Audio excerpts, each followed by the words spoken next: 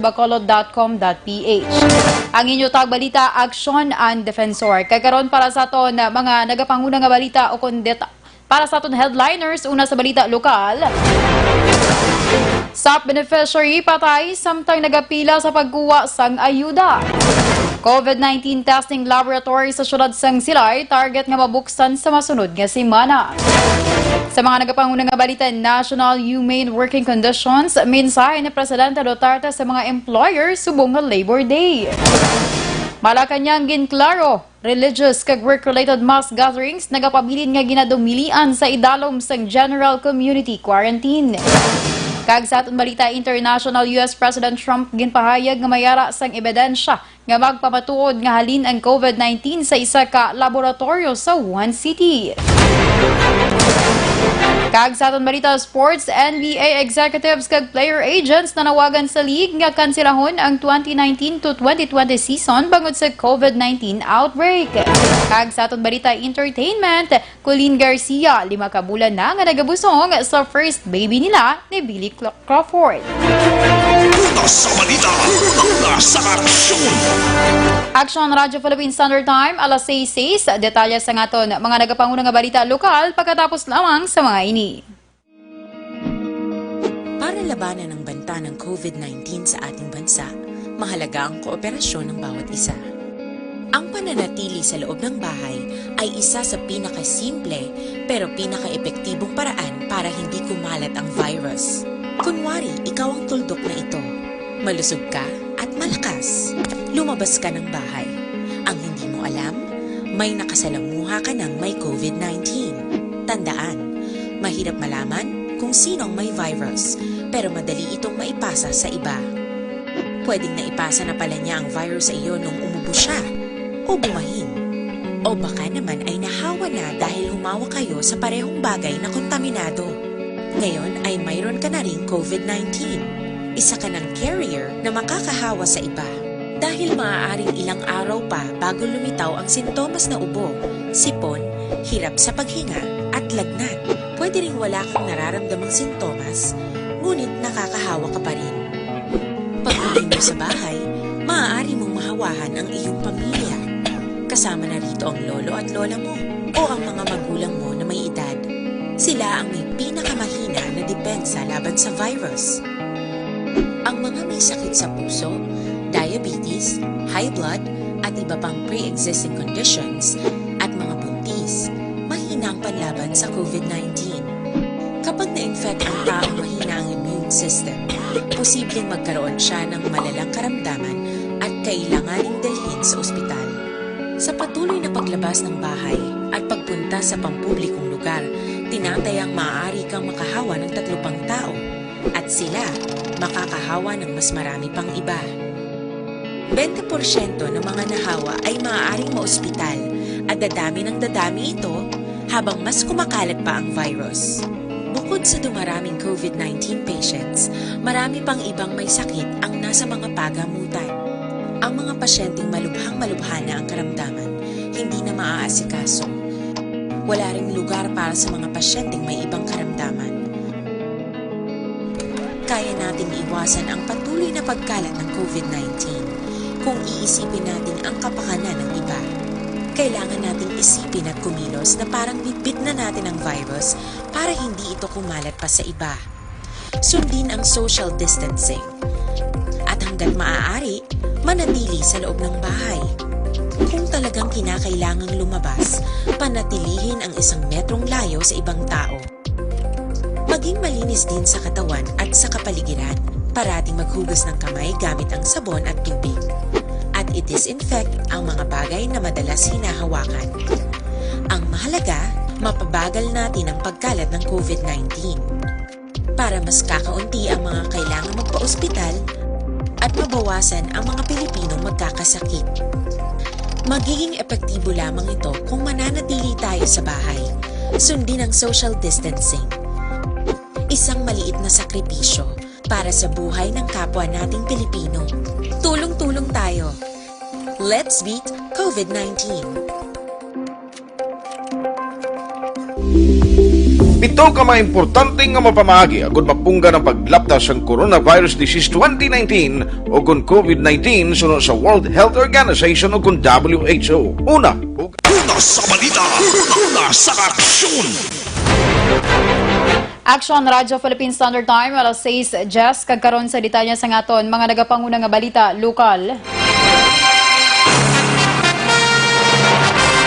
Patay ang isa ka Social Amelioration Program o SAP beneficiary matapos ginaligar na stroke samtang nagahulat nga ma-release ang ayuda karon nga adlaw sa gymnasium sa Barangay Tangob sa syudad sa Bacolod. Ang napatay ginkilala kay Gualberto Hurtado Sr., 84 anyos ang Purok Gardenville, Barangay Tangob diri sa syudad sa Bacolod. Sunod kay Barangay Tangob Kapitan Noli Villarosa, kahapon nagpadulong man sa payout center si Hurtado sa paglaom nga matagan sang ayuda apang bangod sa nagkaproblema ang pipila ka mga impormasyon sa pormas sa mga benepisyaryo sa ilang lugar na delay ang releasing kag ginreschedule ang payout subong adlaw.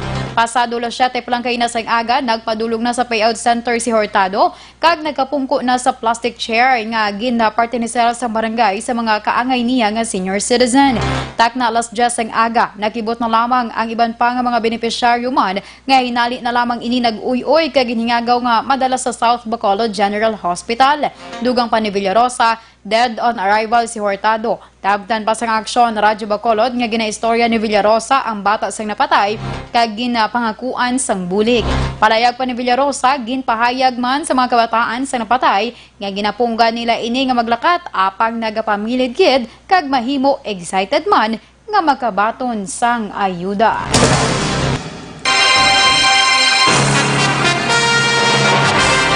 Sa ibang nga balita, lokal, target nga mabuksan sa masunod nga semana ang COVID-19 Laboratory Testing Center sa syudad sang Silay. Sunod kay Provincial Administrator Attorney Refrando Diaz II, ginpermahan na ni Negros Occidental Governor Eugenio Jose Lacson ang 12 milyones pesos bilang pondo sa balaklon nga mga equipment. Dugang pa ni Diaz, kalakip man sa ginpermahan sang gobernador ang baklon nga 6,000 ka mga initial test kit agud nga gamiton kung maging operational na ang laboratory. Samtang buwas nga adlaw magabot ang RT-PCR equipment nga mayara sa nga automated RNA machine nga ibiyahe paagi sa Cebu Pacific flight. As of now, ang aton nga laboratory tapos na halos ang physical setup sa pagpatindog sang additional requirements sang RITM after sila nag-inspection diri personal sa Silay City. So, ang next naton nga ginahikutar subong is to issue the purchase requests, no, para magbakal sang aton nga mga equipment kag ang iya nga peripheral equipment man sang aton nga RT-PCR. Ang kabahin sa pagpahayag ni Provincial Administrator Attorney Refrando Diaz II.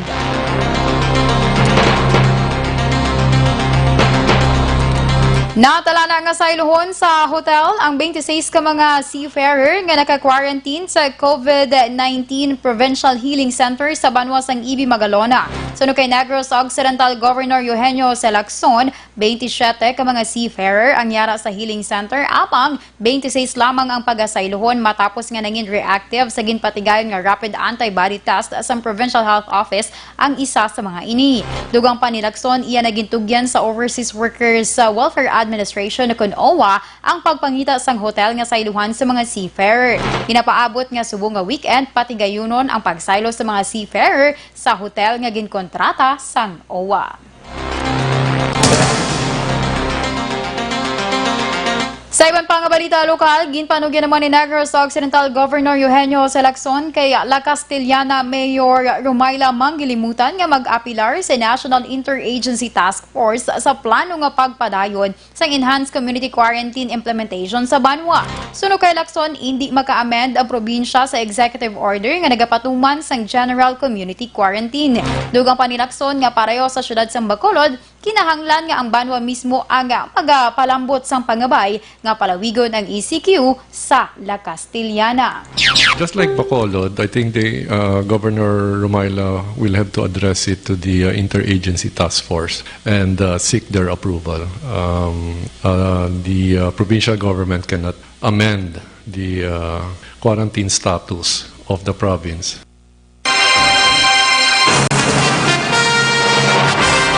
Ang kabahin sa pagpahayag ni Negros Occidental Governor Eugenio Jose Lacson. Ginrekomendar ni Vice Mayor Elcid Familiaran ang chairman sang Interagency Task Force sa siyudad sa Bacolod ang pag-isolate sang 4 ka mga OFW nga nagpositibo sa ginpatigayon sa rapid test.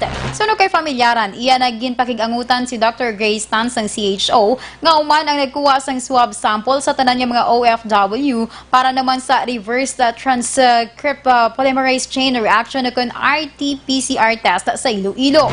Dugang pa ni Familiaran ang pag-isolate sa 4 nga nagpositibo sa rapid test ang kabahin sang safety measures nga ginapatuman sang IATF agud nga malikawan ang anuman nga problema sa palabuton. Nagalaw man ang vice-alkalde nga kuntani mag-negatibo lamang ang resulta sang COVID test sa 28 tanan ka mga OFW para madula man ang kabalakas sang ilatag sa kapamilya kag bilog nga Bacolod noon. Today, sa lanis la kapesel mo. Kasi ring man sila sa ila bunker or sa ilang ang apat ni hindi ni siya ang rapid test hindi ni COVID test mo. So may virus siya yang lain nga virus. Amo na nga may PCR sila or RT-PCR today nga swab test. Gin-recommended to nakon kay Dr. Tan nga separate ni sila. Single occupancy sila. Ang kabahin sa pagpahayag ni Bacolod City Vice Mayor Elcid Familiaran. Sa katapusan nga balita, lokal, nagapati naman si Vice Mayor Elcid Familiaran nga panahon na para liwat nga iapilar kay Presidente Rodrigo Duterte ang pagbuhi sang sadto gintukod nga Negros Island Region kun NIR. Ini ang paglantaw ni Familiaran bilang kabahin sang iya eksperyensya sa tunga sa nagaluntad nga krisis dulot sang epidemya sang COVID-19. Suno kay Familiaran, mas labing maayo kung mayara sang kaugalingon nga regional offices sa probinsya sa Negros Occidental kag Oriental para mangin mahapos ang pag-follow up sa mga LGU sang ilang nga concern bangod ini ang mayara sang kaugalingon nga opisina kag pondo. Ginehemplo man sang vice-alkalde nga kun basihan ang aktual nga sitwasyon sa idalom sa karon nga setup, masami nga ulihi makabaton sang bulig ang taga Negros kag Bacolod bisan lamang sa mga equipments nga ginagamit bilang proteksyon sa COVID nga ginpadala sa national government. Una sa balita, una sa aksyon.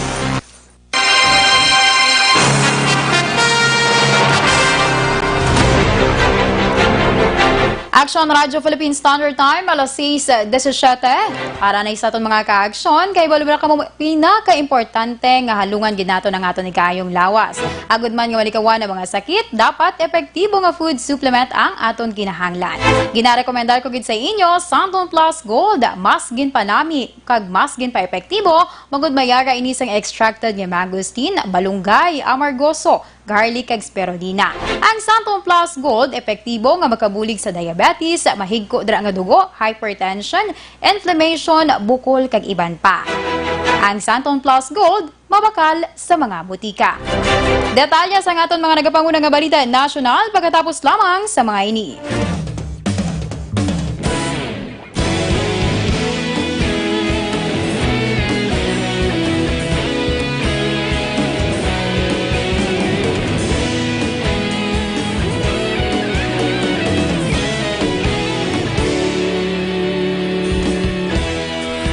Pasimbanwa, mapugnaw nga hangin nagadapyan na ikaw na ginapamatian namon ginasandigan. Tingog sang probinsya, kamatuuran ginapalap na minsay nga may dala paglaom kag kasanat. Nagligan, ikaw gihapon ang ako nga istasyon sa pagbudlak sang adlaw sa pagtuhaw sang biton. Mga balita nga dala inspirasyon, Aksyon Radio, Bacolod man sa gihapon. Padayon Aksyon Radio, Bacolod saludo sa imo. Padayon Aksyon Radio, salamat sa pagserbisyo. Patas kag balanse, matuod nga mensahe, wala sang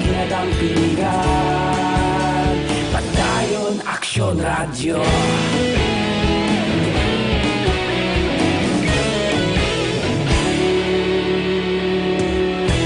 Magkulunod kag negrosanon inyong pamatian. Istasyon nga nagapalaplag sang kamaturan. Magbakod nga prinsipyo, reporter handa sa serbisyo. Kahapon, karun kag sa gihapon, kita magapadayon. Tinuig na nagligan, ikaw gihapon ang akon nga istasyon. Sa pagbutlak sang adlaw, sa pagtuhaw sang bituon. Mga balita na may dala inspirasyon. Aksyon radyo, bakolod man sa gihapon. Padayon aksyon radyo, bakolod saludo sa imo. Padayon aksyon radyo, salamat kit sa pagserbisyo. Patas kag balanse, matuod nga mensahe, wala sang ginadampigan. Padayon aksyon radyo. Una sa balita, una sa aksyon, sa Bacolod Aksyon Radio. Una sa balita, una sa aksyon, sa Bacolod Aksyon Radio. Kita ulog na na'y sa bisan anong kahintangan. Responsable nga pagbalita, padayon nga ipalaknan. Malasig pero sigurado, aksyon nga may dala pagpalanggan.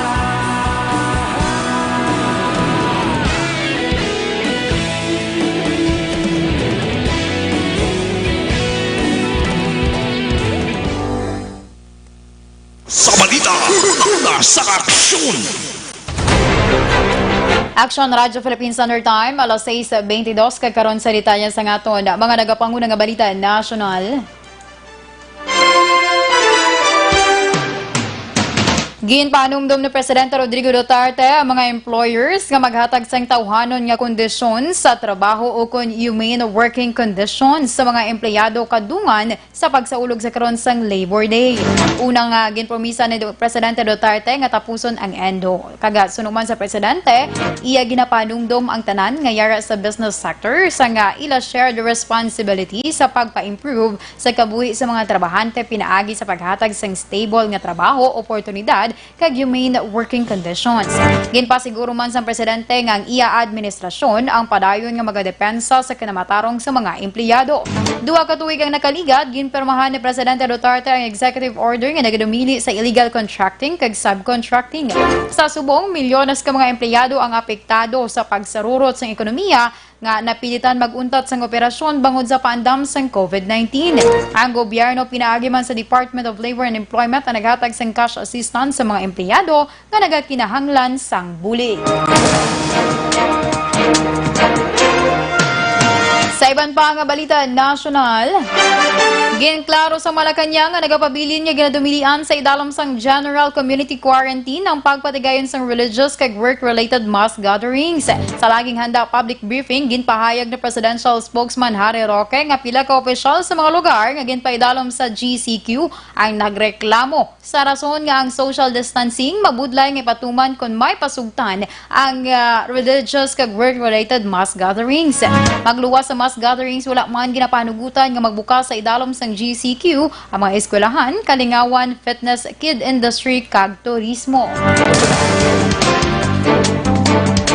Ginahimo ni Presidente Rodrigo Duterte ang tanan sini nga masarangan agud nga matap na ang paglaptas sang COVID-19 sa piyak sang pagpagkamalaot sang iya mga kritiko. Ini ang reaksyon ni Chief Presidential Legal Counsel Salvador Panelo angot sa palayag sa mga kritiko sang administrasyon nga hindi preparado ang gobyerno sa pandemic. Sunod kay Panelo, ang ginhimo ni Presidente Duterte nga magpatuman sang community quarantine antes pa sa iban nga mga Asian country. Isa ka epektibong subong atikang para mapunggan ang paglaptas ng virus. Dugang panipanelo nga ang gobyerno ginpalapad na ang COVID-19 testing para gilayon nga ma-isolate kag mabulong ang mga pasyente.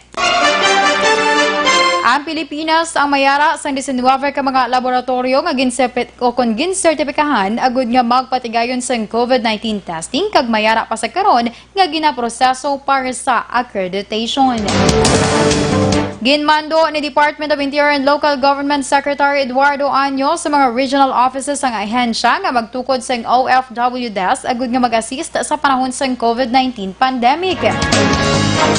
Sa press statement, ginpahayag ni Anyo nga nakabato ng ahensya sang report nga may pila ka mga OFWs ang ginadumilian nga magsulod sa ilang komunidad o kung wala ginapasugtan nga magkadto sa gindesignar nga health facilities agud nga magpaidalam sang 14-day quarantine. Sa Memorandum Circular number 2020-075, ginmando ni Anyo sa tanan nga regional directors kag BARM ministers sang local government nga magdesignar sang Local Government Operations Officer o kun LGOO sang DILG sa syudad kag Banwa nga field offices bilang OFW desk officer sa ila tagsa ka mga lugar nga nasakupan.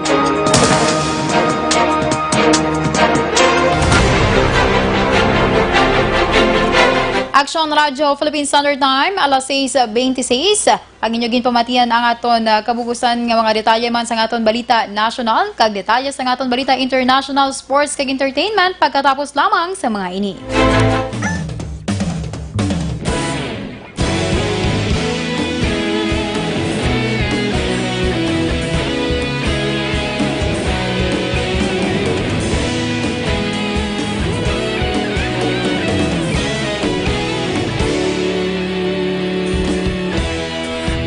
Pasang banwa, mabugaw nga hangin nagadapyan na ikaw nang ginapamatian namon ginasanligan.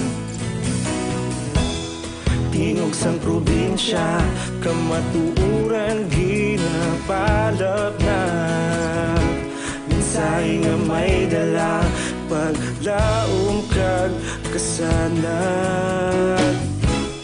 Tinuig na nagligan, ikaw gihapon ang ako nga istasyon. Sa pagbudlak sang adlaw, sa pagtuhaw sang biton, mga balita may dala inspirasyon. Aksyon radyo, bakolod man sa gihapon. Padayon aksyon radyo, bakolod saludo sa imo. Padayon aksyon radyo, salamat sa pagserbisyo. Patas kag balanse, matuod nga mensahe, wala sang hinadang pilihan. Padayon Aksyon Radyo.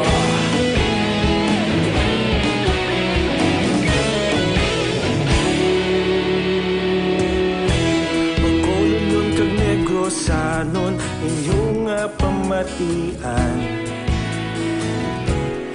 Stasyon nga nagapalaplag sang kamatuuran.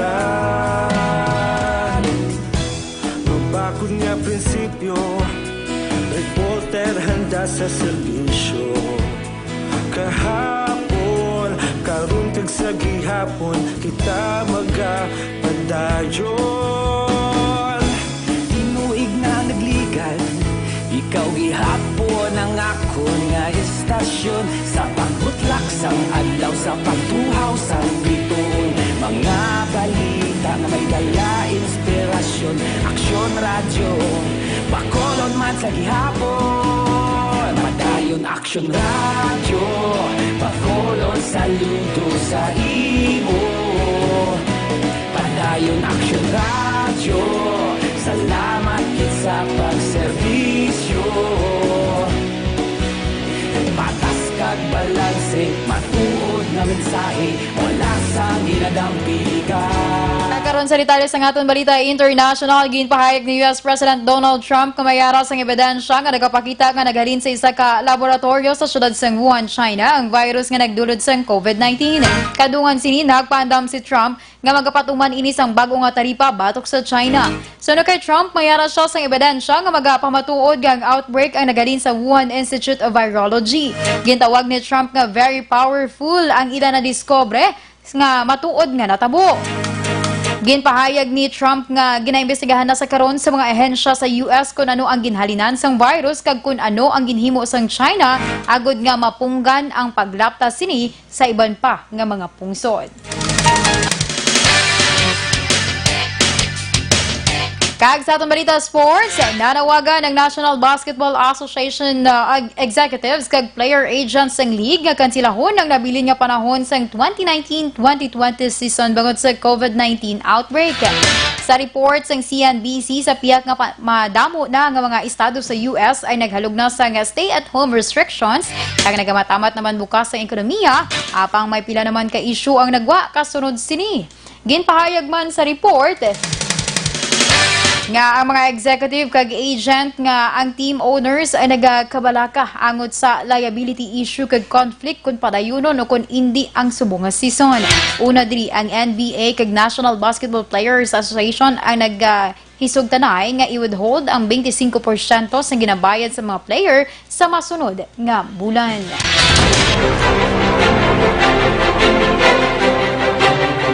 Kag sa aton balita entertainment, ginanunsyo sang celebrity couple nga sanday Billy Crawford kag Colleen Garcia nga gina-expect na nila ang ilang nga first baby. Nagpost si Colleen sang retrato sang iya nga baby bump sa Instagram kag ginanunsyo nga 5 na ini ka bulan nga nagabusong. Pero pa kay Colleen, ulihin na nila nga nadiscover nga nagabusong siya apay nagpasalamat naman ini sa suporta sang iya mga abyan nga sama-sami naga-update sa ila nga mag-asawa. Samtang nagpost man sa iya Instagram si Crawford sang litrato nga nagauyat ini sa baby bump sang iya asawa. Una sa balita, una sa aksyon. Action Radyo Philippine Standard Time, alas 6:31, kag inyo ginpamatian ang kabugusan nga detalye sa aton mga natipon nga balita. Diri lamang sa Action Balita Evening Edition karon nga adlaw Biyernes, Mayo 1, 2020. Sa liwat ang inyo tag balita, Action and Defensor. Una sa balita, una sa Action, sa Bacolod, Action Radio.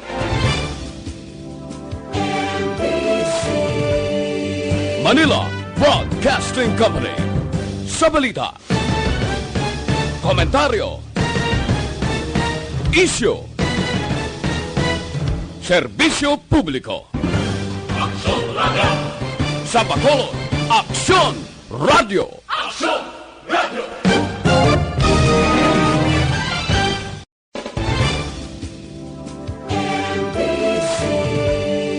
Manila Broadcasting Company.